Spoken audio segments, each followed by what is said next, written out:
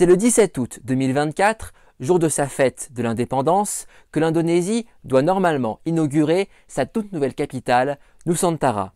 Située sur l'île de Bornéo, sa construction a débuté il y a environ 2 ans et elle doit remplacer en tant que capitale la ville de Jakarta, située sur l'île de Java et qui était jusque-là le siège du pouvoir indonésien. Au même moment, l'Égypte poursuit la construction de sa propre nouvelle capitale, située juste à l'est de l'actuelle capitale du Caire et où plusieurs ministères ont déjà déménagé. Ces 2 exemples montrent que les capitales politiques ne sont pas toujours fixées au même endroit. En effet, comme ce fut souvent le cas par le passé, encore aujourd'hui et sans doute à l'avenir, les autorités peuvent décider de transférer le siège du pouvoir de leur pays d'une ville à une autre. Ce type de décision, qui n'est pas anodin, peut s'expliquer par plusieurs facteurs. Et c'est un phénomène que l'on retrouve sur tous les continents et à toutes les périodes de l'histoire. Et c'est justement ce que nous allons analyser ensemble dans cette vidéo. Avant toute chose, il est important de définir précisément ce qu'est une capitale. Le terme capitale désigne une ville abritant le siège d'un ou de plusieurs pouvoirs et qui bénéficie par conséquent d'une certaine prééminence sur les autres villes d'un territoire donné. Comme vous vous en doutez, ce que l'on entend par pouvoir présente de multiples facettes. Ainsi, il existe aussi bien des capitales politiques, économiques, culturelles, religieuses, sportives, culinaires, touristiques, etc. Mais pour les besoins de cette vidéo, je me concentrerai uniquement sur les capitales politiques. Comme je l'ai déjà dit, le déplacement du pouvoir politique d'une capitale à une autre est un processus fort ancien qui a pu se produire à plusieurs reprises au sein d'un même pays et qui concerne des États de toutes les régions du monde et de toutes les époques. Ainsi, plusieurs pays à la longue histoire ont vu leur capitale changer de lieu à plusieurs reprises. C'est le cas par exemple de l'Égypte qui, depuis l'époque des pharaons jusqu'à aujourd'hui, a connu comme capitale Memphis, Thèbes, Pi-Ramsès, Alexandrie, Phostate et finalement le Caire. La Chine, au gré des dynasties et des régimes politiques qui se sont succédés, a vu Xi'an, Luoyang, Kaifeng, Hangzhou, Nankin et Pékin devenir chacune à tour de rôle la capitale de l'Empire du Milieu. Au Japon, le pouvoir impérial s'installa successivement à Nara, puis à Kyoto pendant plus de 1000 ans et depuis 1868 à Tokyo, anciennement appelée Edo. Au Maroc, avant que Rabat n'en devienne la capitale en 1912, ce sont des villes comme Marrakech, Fès et Meknès qui accueilleront chacune à leur tour le pouvoir royal chérifien. En Pologne, avant que Varsovie n'en devienne la capitale, ce statut fut celui de Cracovie ou encore de Poznan. En Russie, où Moscou était la capitale depuis la fondation de l'État russe moderne en 1547, le tsar Pierre le Grand décida de fonder en 1712 sur les bords de la mer Baltique une nouvelle capitale en son nom, Saint-Pétersbourg. Plus loin dans le passé, à l'époque de l'Empire romain, Rome ne fut pas toujours la capitale, car en l'an 330 après Jésus-Christ, l'empereur Constantin fonda sur le site de la cité grecque de Byzance, sur le détroit du Bosphore, au carrefour de l'Europe et de l'Asie, une nouvelle capitale, Constantinople. Cette dernière deviendra par la suite la capitale de l'Empire romain d'Orient, appelé aussi Empire byzantin en 395, puis de l'Empire ottoman en 1453. Aux États-Unis, dans les années ayant suivi la déclaration d'indépendance de 1776, le rôle de capitale fédérale fut occupé par New York, puis par Philadelphie, avant qu'en 1800, une toute nouvelle ville, spécialement sortie de terre pour accueillir les institutions de la toute jeune République, vit le jour dans un district fédéral créé en guise de compromis entre les 13 États de cette union, j'ai nommé Washington, D.C. Dans la même perspective, l'Australie a fondé au début du siècle dernier une nouvelle capitale politique, Canberra, afin de mettre fin à la rivalité historique opposant Melbourne, qui était jusque-là le siège du pouvoir australien, à Sydney, à l'époque ville la plus peuplée de l'île-continent. Enfin, même si, depuis que Clovis en a fait la capitale de son royaume, Paris fut presque toujours le siège du pouvoir politique français, on peut tout de même souligner quelques exceptions notables. Sous le règne de Charlemagne et jusqu'au partage de son empire entre ses petits-fils en 843, la capitale fut déplacée à Aix-la-Chapelle, aujourd'hui située en Allemagne. Pendant la guerre de Cent Ans, lorsque Paris tomba aux mains des Anglais, le pouvoir royal s'enfuit à Troyes. Pendant la Renaissance, la cour s'installa à Bourges et pendant les guerres de religion, le roi trouva refuge à Tours. Et en 1682, Louis XIV prit ses quartiers dans sa nouvelle résidence officielle à Versailles, qui devint de facto la capitale de la France jusqu'en 1789. Et puis bien sûr, pendant la Seconde Guerre mondiale, le gouvernement du maréchal Pétain fit de Vichy le siège de son pouvoir, Paris étant alors occupé par les Allemands. Comme on vient de le voir, le phénomène du déplacement des capitales ne date pas d'hier. Toutefois, le nombre de pays qui ont changé le siège de leur pouvoir politique a fortement augmenté depuis le XXe siècle.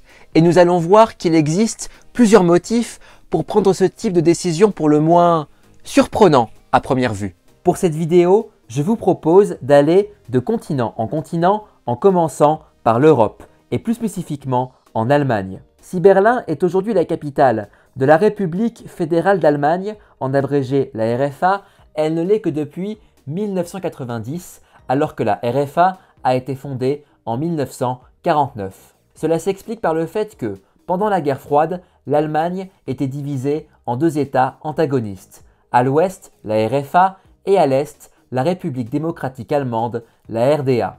Située au cœur de la RDA, Berlin, qui fut la capitale du Reich allemand de 1871 à 1945, était également divisée en deux. Et tandis que la RDA fit de Berlin-Est sa capitale, la RFA choisit d'installer le siège de son pouvoir politique à Bonn, une ville de taille moyenne se trouvant au bord du Rhin, non loin de la ville de Cologne et de la région industrielle de la Ruhr. En 1990, lorsque l'Allemagne fut finalement réunifiée en un seul État, le gouvernement de la RFA décida de faire de la ville de Berlin la nouvelle capitale fédérale. Ce n'est toutefois qu'en 1999 que le pouvoir s'y installa effectivement. Et d'ailleurs, tous les ministères possèdent encore aujourd'hui un siège à Berlin et un autre à Bonn.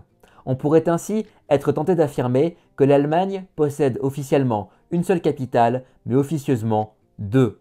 Plus à l'est se trouve la Lituanie, l'un des trois États baltes avec l'Estonie et la Lettonie. Si, lors de sa déclaration d'indépendance en 1918, le pays fit de la ville de Vilnius sa capitale, à la suite d'une guerre qui se déroula de 1919 à 1920, elle en perdit le contrôle au profit de son grand voisin, la Pologne. Le gouvernement lituanien dut alors s'installer dans la ville de Kaunas. La question du statut de Vilnius empoisonna les relations polono-lituaniennes pendant près de 20 ans et ironiquement, c'est grâce au pacte germano-soviétique de 1939 que la Lituanie va récupérer Vilnius, puisque le 28 octobre de la même année, les soviétiques, après avoir conquis la moitié est de la Pologne, cèdent à la Lituanie le contrôle de Vilnius et de ses alentours. Mais l'euphorie va être de courte durée, puisque dès 1940, l'armée rouge envahit les trois États baltes, dont la Lituanie, qui sont annexés ensuite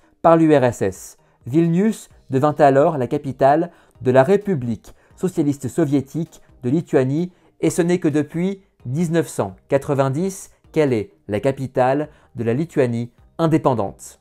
En parlant de l'URSS justement, intéressons-nous maintenant à la Russie. Comme je l'ai dit plus tôt, Saint-Pétersbourg est devenue la capitale de la Russie à la place de Moscou en 1712. Et hormis une brève période dans les années 1720, elle le resta pendant 2 siècles. Mais en 1918, les bolcheviks, menés par un certain Vladimir Ilitch Ulyanov, dit Lénine, qui avait pris le pouvoir suite à une révolution l'année précédente, déplacent de nouveau la capitale russe à Moscou, et ce au détriment de Saint-Pétersbourg, qui fut rebaptisé successivement Petrograd puis Léningrad. Cette décision hautement symbolique s'explique par le fait que les bolcheviks voulurent marquer une rupture fondamentale avec le régime monarchique des tsars, mais aussi et surtout parce que Moscou se trouve au cœur de la steppe russe, éloignée de toute façade maritime et donc plus facilement défendable en cas d'invasion étrangère et ce, alors que la Russie était plongée dans une terrible guerre civile opposant l'armée rouge bolchevique aux armées blanches anti-bolcheviques. Plus au sud, en Turquie, lors de la fondation de la République de Turquie en 1923 par Mustafa Kemal, dit Atatürk, ce dernier transféra la capitale de Constantinople, renommée Istanbul en 1930, à Ankara. Située au cœur de l'Anatolie, sur un haut plateau entouré de montagnes et aussi éloignée de la mer, c'est une ville facile à protéger en cas d'attaque extérieure. Surtout en choisissant d'installer le siège politique du nouvel État turc dans une ville d'Asie mineure, Atatürk, qui rêvait d'une Turquie culturellement homogène et laïque, affirmait sa volonté de rompre avec l'Empire ottoman, prédécesseur de la Turquie moderne, un empire multiculturel dont la capitale, Constantinople, était à cheval sur l'Europe et l'Asie et dont le sultan était le gardien des lieux saints de l'islam. En Asie centrale se trouve le Kazakhstan, un immense pays, le 9e plus grand du monde, qui est aussi une ex-république soviétique.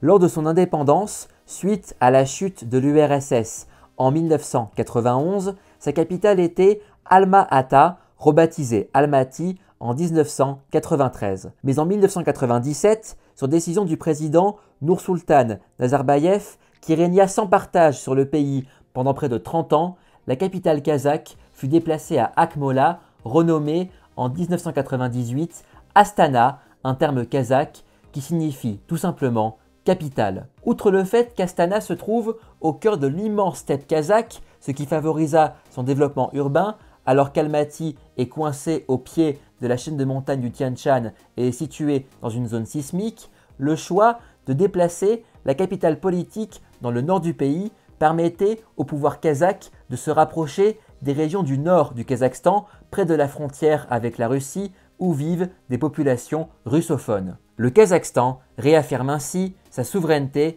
sur des territoires qui pourraient être revendiqués par son grand voisin. Rebaptisé en 2019 Nur-Sultan, en l'honneur du président Nursultan Nazarbayev, qui venait alors de démissionner, elle reprit son nom d'Astana en 2022. En Asie du Sud, le Pakistan, au moment de son indépendance suite au partage de l'Empire britannique des Indes en 1947, avait pour capitale Karachi, une métropole située au bord de la mer d'Arabie, non loin de l'embouchure du fleuve Indus. Mais en 1958, les autorités pakistanaises décidèrent de construire une nouvelle ville tout au nord du pays afin de favoriser le développement de l'intérieur du pays, mais aussi de se rapprocher du Cachemire, une région montagneuse aux confins de l'Himalaya et de l'Hindu Kuch que le Pakistan se dispute avec son grand voisin, l'Inde, depuis 1947. Par ce déplacement du siège du pouvoir près de la zone du conflit, le Pakistan entend ainsi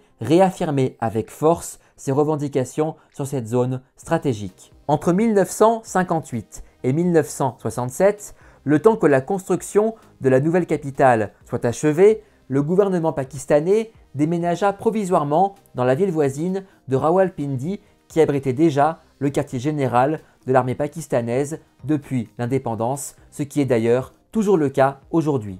Finalement, en 1967, la nouvelle capitale du Pakistan fut enfin inaugurée.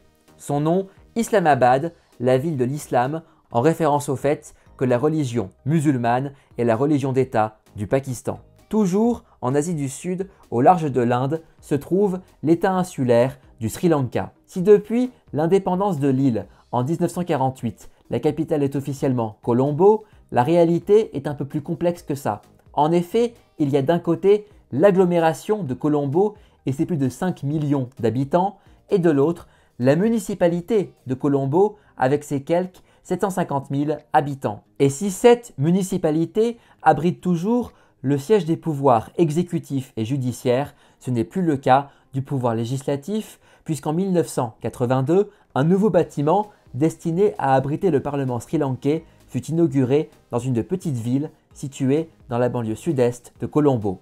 Son nom, Sri Jayawardenepura Kote, généralement appelé simplement Kote, un terme tamoul qui peut se traduire par forteresse. L'idée de déplacer une partie du pouvoir politique sri-lankais à Kote, qui devint capitale administrative du Sri Lanka en 1978, s'explique avant tout par des raisons environnementale. Colombo souffre en effet depuis longtemps d'une surpopulation qui favorise le trafic routier et les activités industrielles et donc les embouteillages et la pollution. Avec ce transfert du Parlement et de certains ministères à côté, le Sri Lanka cherche à désengorger Colombo pour la rendre de nouveau vivable. Ce sont pour des raisons très similaires que la Malaisie, en Asie du Sud-Est, décida de construire une toute nouvelle ville, Putrajaya, nommée ainsi en l'honneur du Premier ministre de la Malaisie au moment de l'indépendance du pays en 1957. Située à une vingtaine de kilomètres au sud de Kuala Lumpur, Putrajaya est le résultat d'un projet imaginé dans les années 80 visant à construire une nouvelle ville réunissant côte à côte les bureaux des ministères dans un même ensemble urbain pour avoir ainsi plus facilement accès à chacun d'entre eux et ce dans un cadre respectueux de l'environnement alors qu'ils étaient jusque-là dispersés à travers Kuala Lumpur, une ville qui, avec le développement économique rapide de la Malaisie, était de plus en plus confrontée à un trafic routier excessif qui faisait perdre aux employés des ministères et aux membres du gouvernement du précieux temps de travail et qui favorisa la pollution atmosphérique. La construction de Putrajaya débuta en 1995 et s'acheva en 2001 avec la création cette même année du territoire fédéral de Putrajaya. Dès 1999, Putrajaya devint officiellement le nouveau siège du gouvernement malaisien avec le déménagement des premiers bureaux ministériels depuis Kuala Lumpur, les derniers s'étant installés dans la nouvelle cité en 2005. A noter que près de 40% du territoire fédéral de Putrajaya est couvert de zones naturelles. Toutefois, si Putrajaya abrite le gouvernement malaisien et jouit du statut de capitale administrative et judiciaire, Kuala Lumpur, ville la plus peuplée du pays, demeure la capitale constitutionnelle, cérémonielle et législative. Comme je l'ai déjà dit au tout début de la vidéo, le géant du sud-est asiatique, l'Indonésie, est sur le point d'inaugurer sa nouvelle capitale politique. C'est le 17 août 2024, jour de la fête de l'indépendance indonésienne, que la ville de Nusantara, située à l'est de l'île de Bornéo, au beau milieu de la jungle, doit être officiellement inaugurée. Et c'est à Nusantara que sera investi en octobre prochain le nouveau président indonésien élu en février dernier, tandis qu'au même moment, les premiers fonctionnaires de l'État s'installeront dans la nouvelle capitale politique pour préparer le déménagement des institutions de l'État indonésien. Car en effet, l'inauguration de Nusantara en 2024 n'est que la première phase d'un plan beaucoup plus vaste. Le projet de construction de la nouvelle capitale indonésienne, officiellement approuvé en 2019 et dont la construction débuta en 2022, ne sera achevé qu'en 2045, année du centenaire de la déclaration d'indépendance de l'Indonésie le 17 août 1945. Le cas de l'Indonésie est particulièrement intéressant car il s'agit du premier pays dont le changement de capitale politique s'explique au moins en partie par la menace du changement climatique. Depuis 1945, la capitale de l'Indonésie est donc Jakarta, située sur l'île de Java. Sa mégalopole, avec ses quelques 35 millions d'habitants, est l'une des plus peuplées du monde. Et en plus de souffrir de la surpopulation, des embouteillages et de la pollution, Jakarta pâtit aussi de la surconsommation des ressources naturelles, en particulier de l'eau, ce qui entraîna le pompage d'une nappe phréatique située sous la capitale. Or, ce pompage, conjugué au poids des gratte-ciels, a provoqué l'affaissement du sol, ce qui fait qu'aujourd'hui, une grande partie de Jakarta risque de devenir invivable à cause de la montée du niveau des mers et des océans, et ce, d'ici quelques décennies seulement. Par ailleurs, l'autre objectif derrière la construction de cette nouvelle capitale sur une autre île que Jakarta est d'encourager le développement économique des autres îles qui composent l'immense archipel indonésien, 17 500 îles tout de même, et ainsi de diminuer la prépondérance jugée excessive de l'île de Java. Bien qu'elle ne soit que la 5e île la plus vaste de l'Indonésie, Java abrite à elle seule plus de la moitié des quelques 280 millions d'Indonésiens. D'ailleurs, Nusantara signifie littéralement archipel en indonésien. Ainsi, avec cette nouvelle capitale sur Bornéo qui se veut par ailleurs respectueuse de l'environnement, l'Indonésie souhaite étendre la prospérité économique sur tout son territoire et être à l'avant-garde des grands combats sociaux et écologiques. Toujours en Asie du Sud-Est, la Birmanie, appelée aussi parfois le Myanmar, avait pour capitale, depuis son indépendance en 1948, la ville de Rangoon, qui est aussi la plus grande ville du pays. Mais en 2006, la junte militaire, qui dirige le pays d'une main de fer depuis des décennies, dévoile à la population birmane que les institutions de l'État birman se trouvent dorénavant dans une nouvelle capitale flambant neuve située à 320 km au nord de Rangoon et qui était édifiée dans le plus grand secret depuis 2002. C'est le 6 novembre 2005, à 6h37 précisément, que débuta le transfert des fonctionnaires de l'État birman de Rangoon vers la nouvelle capitale. Les fonctionnaires ne l'apprirent d'ailleurs que la veille. L'étonnante précision à la minute près de cette décision s'explique par le fait que les dirigeants de la junte ont consulté des astrologues qui auraient eux-mêmes choisi la date et l'heure du changement de capitale. Au printemps 2006, l'ensemble des ministères du gouvernement birman ont transféré leur siège dans la nouvelle capitale dont la junte dévoile le nom Naypyidaw, ce qui peut se traduire par cité royale en langue birmane. Ce n'est toutefois qu'en 2012 que la construction de la ville fut achevée. Pour justifier auprès de sa population la construction de cette capitale flambant neuve, perdue au beau milieu de la Birmanie et qui aura tout de même coûté plus de 4 milliards de dollars, la junte militaire a mis en avant la nécessité de désengorger une ville de Rangoon soumise à un trafic tentaculaire et de favoriser le développement des régions intérieures du pays qui restent largement sous-développées par rapport à la zone côtière où se trouve Rangoon. De plus, la position géographique centrale de Naypyidaw permet au pouvoir central d'avoir un accès plus rapide aux différentes régions de ce pays composées de plaines, de hauts plateaux et de chaînes de montagnes et qui s'étend sur 2000 km du nord au sud. Mais les observateurs étrangers demeurent sceptiques quant aux justifications officielles de la junte sur le déplacement de toutes les institutions du pays d'une grande métropole vers une zone isolée de tout, ou presque. Car dans les faits, Naypyidaw est surtout le symbole de la superstition, comme on l'a vu à l'instant avec les astrologues, de la mégalomanie et de la paranoïa de la junte. Cette dernière veut avant tout se prémunir contre d'éventuelles menaces extérieures comme intérieures. Menaces extérieures car en s'installant à l'intérieur des terres, le régime cherche à se protéger en cas de conflit face à un éventuel débarquement ennemi sur les côtes birmanes. Menaces intérieures aussi, car Naypyidaw se situe à peu près à équidistance des deux principales villes de Birmanie, Rangoon au sud et Mandalay au nord. Ces deux villes sont le point de départ potentiel d'éventuelles manifestations contre la dictature militaire qui maintient le pays sous une chape de plomb. De par l'éloignement de Naypyidaw des deux grandes cités birmanes et grâce à sa localisation centrale, la junte peut mieux se protéger contre de potentiels soulèvements populaires pour ensuite lancer la répression de toute forme de contestation et d'où qu'elle vienne. Enfin, en transférant le siège de son pouvoir vers le nord du pays, la junte se rapproche des régions périphériques de la Birmanie où vivent de nombreuses minorités ethniques comme les Chin, les Kachin et les Shan, lesquelles sont en conflit ouvert avec le pouvoir central birman depuis l'indépendance du pays en 1948. Mais malgré les objectifs affichés de la junte, Naypyidaw est ce que l'on pourrait appeler une ville fantôme. En effet, malgré sa taille démesurée, sa superficie étant 50 fois supérieure à celle de la ville de Paris, elle ne compterait tout au plus que quelques dizaines de milliers de résidents, c'est-à-dire essentiellement les membres du gouvernement, les militaires haut gradés et les fonctionnaires d'État.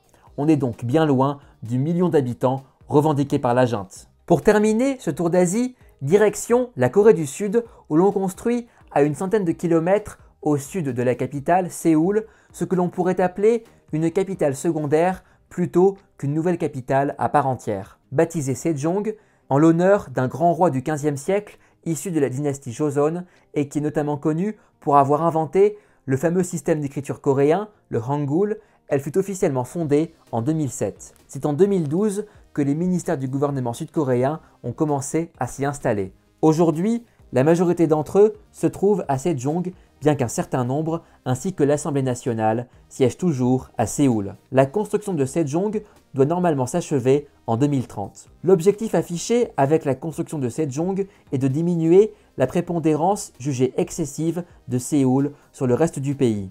Avec une agglomération de 26 millions d'habitants, soit plus de la moitié de la population du pays, Séoul est en effet le cœur économique mais aussi culturel de la Corée du Sud. De plus, située dans une zone entourée de relief, la mégalopole manque d'espace pour continuer à croître et par conséquent souffre des embouteillages et de la pollution. Par ailleurs, le fait de posséder une deuxième capitale permet aux autorités sud-coréennes d'avoir un endroit où se replier en cas de reprise du conflit avec son frère ennemi, la Corée du Nord. Séoul n'étant qu'à une trentaine de kilomètres de la zone démilitarisée qui sépare les deux Corées. Rendons-nous maintenant en Afrique où plusieurs États ont changé de capitale depuis leur indépendance ou sont en train de le faire, comme c'est le cas actuellement de l'Égypte. En 2015, le président égyptien Abdel Fattah al-Sisi annonce lors d'une grande conférence internationale le début de la construction d'une toute nouvelle capitale administrative pour son pays. Un projet qui a germé dans la tête des dirigeants égyptiens dès les années 70, mais qui était jusque-là resté justement à l'état de projet. Située à une quarantaine de kilomètres à l'est du Caire, elle est pour le moment appelée Nouvelle Capitale Administrative, NCA en abrégé. Mais d'après une déclaration du ministre des Transports en 2021, elle devrait recevoir le nom de Masr, qui est dérivé de Misr, ce qui signifie tout simplement Égypte en arabe. La construction de cette nouvelle capitale est la pièce maîtresse d'un projet beaucoup plus vaste baptisé Egypt Vision 2030, qui vise à résoudre les nombreux problèmes socio-économiques auxquels le pays des pharaons est confronté. L'argument majeur mis en avant par le régime égyptien pour ce changement de capitale est que cette toute nouvelle ville doit permettre de désengorger celle du Caire, dont la population a littéralement explosé ces dernières décennies. Avec ses 22 millions d'habitants, la métropole du Grand Caire constitue la plus grande aire urbaine d'Afrique et du Moyen-Orient. Or, pas facile de gérer les ressources dans un pays où 95% de la population, plus de 100 millions d'habitants, ne vit que sur 5% du territoire, essentiellement le long du Nil. Mais derrière les raisons officielles affichées par le pouvoir égyptien, d'autres raisons pousseraient le président al-Sisi à déplacer la capitale de son pays. Tout d'abord, de par sa situation géographique, la future capitale sera plus proche des lieux stratégiques pour l'Égypte que sont d'un côté le canal de Suez qui relie la Méditerranée à la mer Rouge et qui est l'un des nœuds stratégiques du commerce mondial, et de l'autre la péninsule du Sinaï aux prises depuis des années avec des insurrections menées par des groupes terroristes que le régime égyptien a bien du mal à mettre au pas. Mais surtout, aux yeux des analystes étrangers, cette NCA, un peu comme Naypyidaw en Birmanie, est un symbole de l'inquiétude du régime égyptien face à la grogne de son peuple. Plutôt que de résoudre les problèmes de l'Égypte, le régime du maréchal al-Sisi, qui reste traumatisé par la révolution égyptienne de 2011 dans le contexte du printemps arabe et qui a abouti à la démission du président d'alors Hosni Moubarak, préfère fuir sa propre population en se construisant une toute nouvelle capitale qui est en quelque sorte à son image. De fait, on peut considérer que la NCA a été expressément conçue en réaction aux mouvements de contestation qui ont secoué le Caire au début de la dernière décennie, et cela se ressent jusque dans les plans urbains de la nouvelle cité. En effet, le centre de la NCA, qui abrite tous les nouveaux sièges du pouvoir égyptien, se caractérise par ses larges avenues parallèles et perpendiculaires, ce qui tranche avec les ruelles étroites et irrégulières de la vieille ville du Caire, ainsi que l'absence d'une grande place comparable à la place Tahrir du Caire, qui fut le véritable épicentre de la révolution de 2011. Surtout, la puissante armée égyptienne joue un rôle central dans l'édification de la NCA, puisqu'elle est le principal acteur derrière l'agence chargée du suivi des travaux de la nouvelle capitale et qu'elle contrôle elle-même le centre de la NCA. Le fait que la construction de cette dernière avance à grands pas n'empêche pas la population égyptienne d'exprimer plus ou moins ouvertement sa colère face à un projet qui lui semble être totalement déconnecté de ses préoccupations. Le coût exorbitant du projet, estimé à plus de 50 milliards de dollars, semble disproportionné face à la grave crise économique que connaît l'Égypte. Beaucoup d'Égyptiens se demandent comment la NCA va pouvoir gérer sa consommation de ressources naturelles alors que l'accès à l'eau potable leur est de plus en plus difficile. Enfin, beaucoup considèrent que la future capitale sera de fait une ville réservée aux personnes les plus fortunées au vu des prix exorbitants des logements qui ont déjà été achevés. Mais malgré la grogne populaire et les controverses qui entourent le projet, la construction de la NCA se poursuit à marche forcée, bien que la date de son inauguration officielle soit sans cesse repoussée. L'inauguration de la future capitale de l'Égypte, qui était initialement prévue en 2023, a été en effet repoussée à une date indéterminée. Malgré tout, 14 ministères et agences gouvernementales y ont déjà déplacé leur siège. Dirigeons-nous maintenant en Afrique subsaharienne, dans le pays le plus peuplé du continent, le Nigeria. Lors de son indépendance, en 1960, cette ancienne colonie britannique avait pour capitale politique Lagos, une métropole tentaculaire bordant le golfe de Guinée et qui est aussi la ville la plus peuplée du pays. Mais en 1991, le siège du pouvoir nigérian fut déplacé dans une toute nouvelle ville édifiée dans les années 80, Abuja. La décision de transférer la capitale nigériane fut prise en 1976. Ce choix ne s'explique pas seulement par la volonté d'atténuer la prépondérance de Lagos et de favoriser le développement de l'intérieur du pays. C'est aussi et surtout parce que la position centrale d'Abuja fait qu'elle se situe à distance égale du nord du Nigeria, majoritairement musulman, et du sud, majoritairement chrétien et animiste, ainsi que des trois principales ethnies du pays, les Haoussa au nord, les Yoruba au sud-ouest, là où se trouve la ville de Lagos, et les Ibo au sud-est. Une donnée essentielle dans un pays régulièrement déchiré par des conflits ethno-religieux. En Afrique orientale, la Tanzanie, née de l'union du Tanganyika et de Zanzibar en 1964, avait également à l'origine pour capitale sa plus grande ville, Dar es Salaam, située au bord de l'océan Indien. Mais en 1974, suite à un référendum, le gouvernement tanzanien annonce le transfert de la capitale à Dodoma, qui n'est alors qu'une petite ville de quelques dizaines de milliers d'habitants.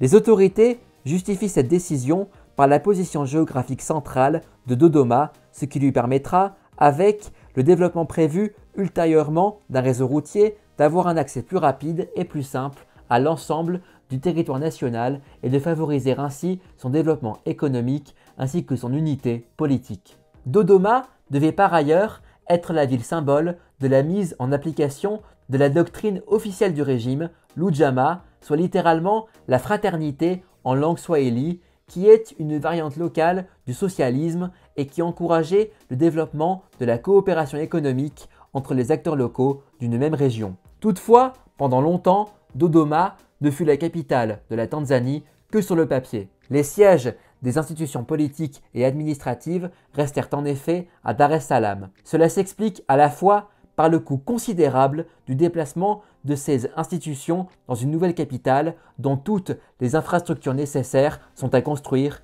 surtout pour un pays pauvre comme la Tanzanie, mais aussi par le manque de volonté des gouvernements successifs qui ont, les uns après les autres, repoussé la date du départ effectif du gouvernement de Dar es Salaam vers Dodoma. Toutefois, les choses sont en train de changer, puisqu'avec la délocalisation du Parlement tanzanien en 2017, puis l'inauguration du nouveau palais présidentiel en 2023, Dodoma, fort de ses 750 000 habitants, commence enfin à s'affirmer comme une capitale à part entière. L'un des petits voisins de la Tanzanie, le Burundi, situé dans la région des Grands Lacs, a également changé récemment de capitale. Jusque-là, la capitale politique de ce minuscule État était Bujumbura, et ce depuis l'indépendance du Burundi en 1962. Mais si elle est toujours la capitale économique et la ville la plus peuplée du pays, elle perdit son statut de capitale politique au profit de la deuxième plus grande ville, Gitega, sur décision du président d'alors, Pierre Nkurunziza, qui, pour justifier cette décision, mit en avant la position géographique de Gitega, située sur un haut plateau entouré de collines au centre du territoire burundais. Pour terminer ce tour d'Afrique, direction la Côte d'Ivoire, en Afrique de l'Ouest, une ancienne colonie française devenue indépendante en 1960 et dont la capitale politique était à l'origine sa capitale économique et ville la plus peuplée, Abidjan. Mais en 1983, la capitale politique ivoirienne fut transférée à l'intérieur du pays, dans la ville de Yamoussoukro, sur décision personnelle de celui qui fut président de la Côte d'Ivoire, de son indépendance en 1960 à sa mort en 1993,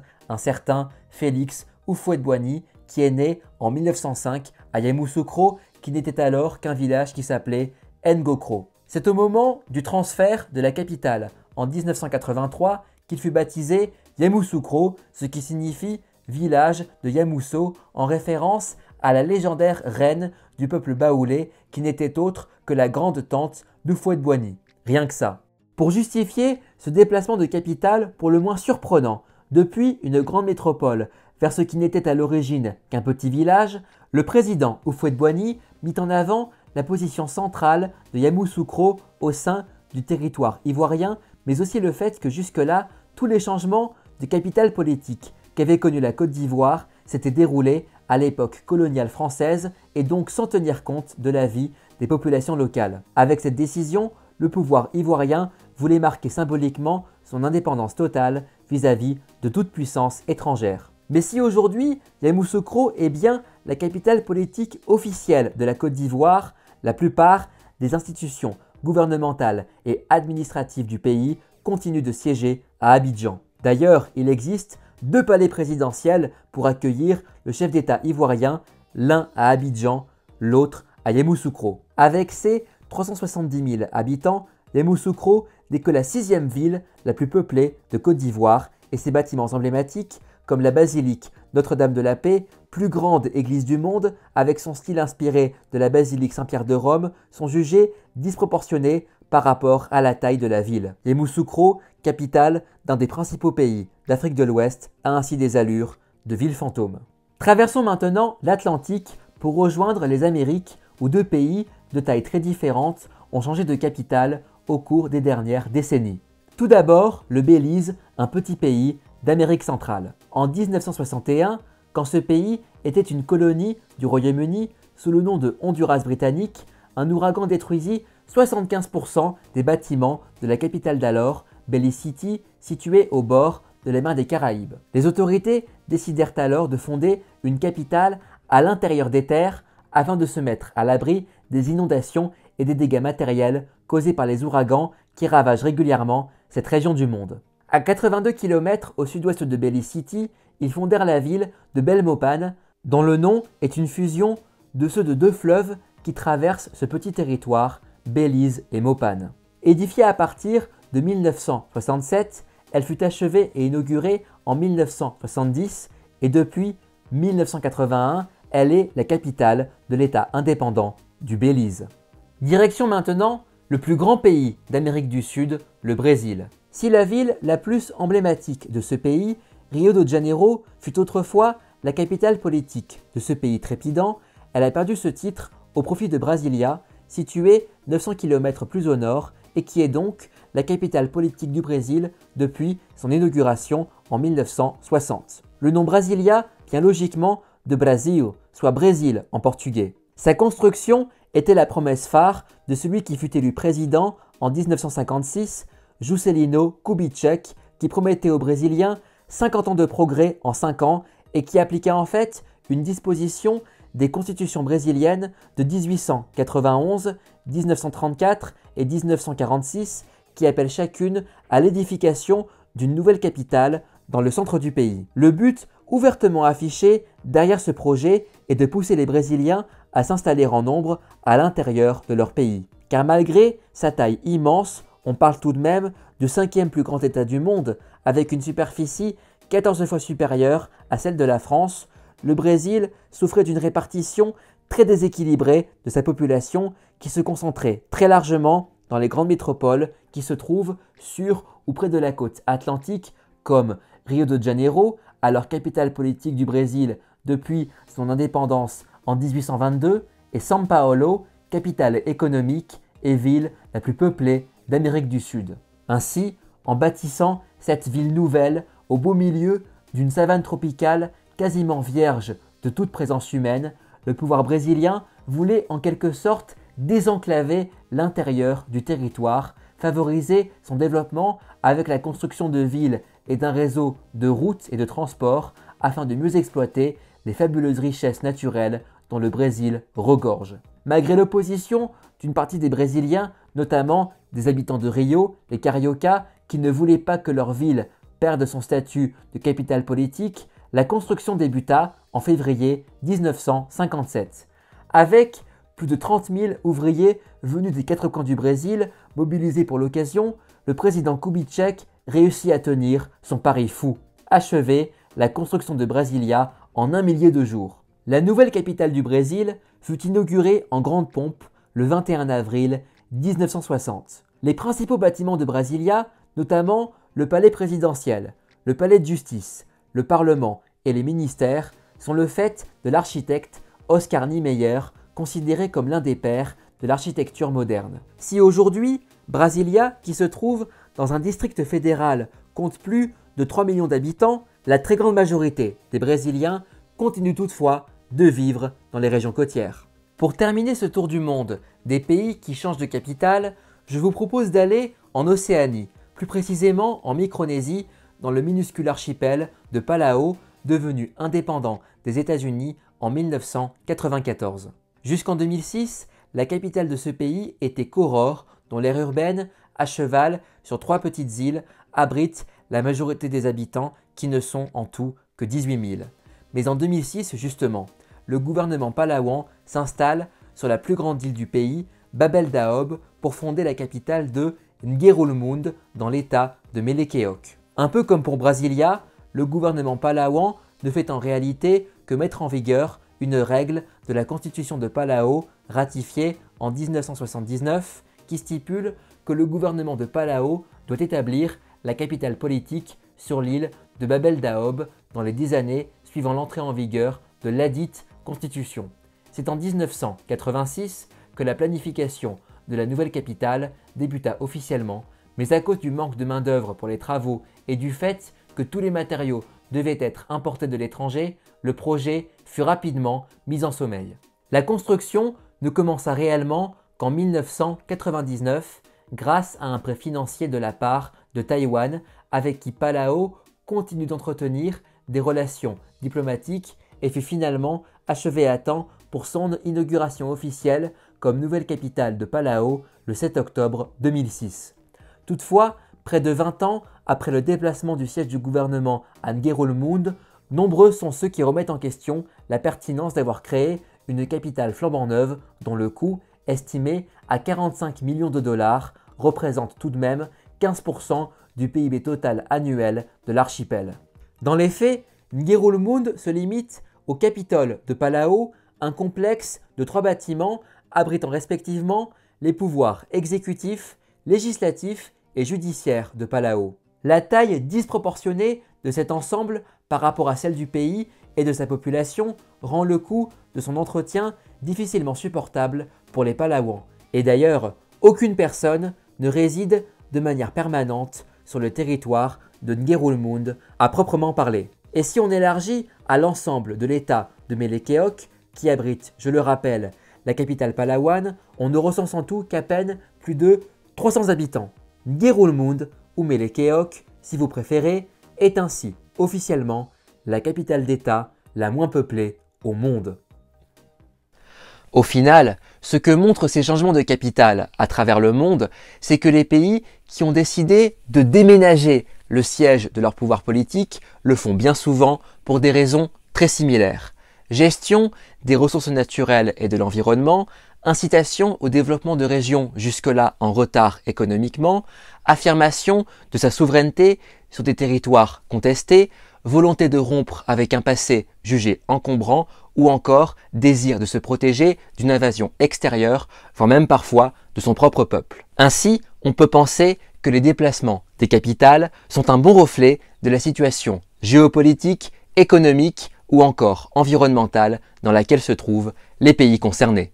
Et voilà, c'est la fin de cette vidéo consacrée aux pays qui ont changé, qui changent ou qui changeront de capitale politique. J'espère qu'elle vous aura plu. N'oubliez pas de l'aimer et de la partager. N'oubliez pas non plus de vous abonner dès maintenant à ma chaîne YouTube et retrouvez-moi également sur Facebook et sur Instagram.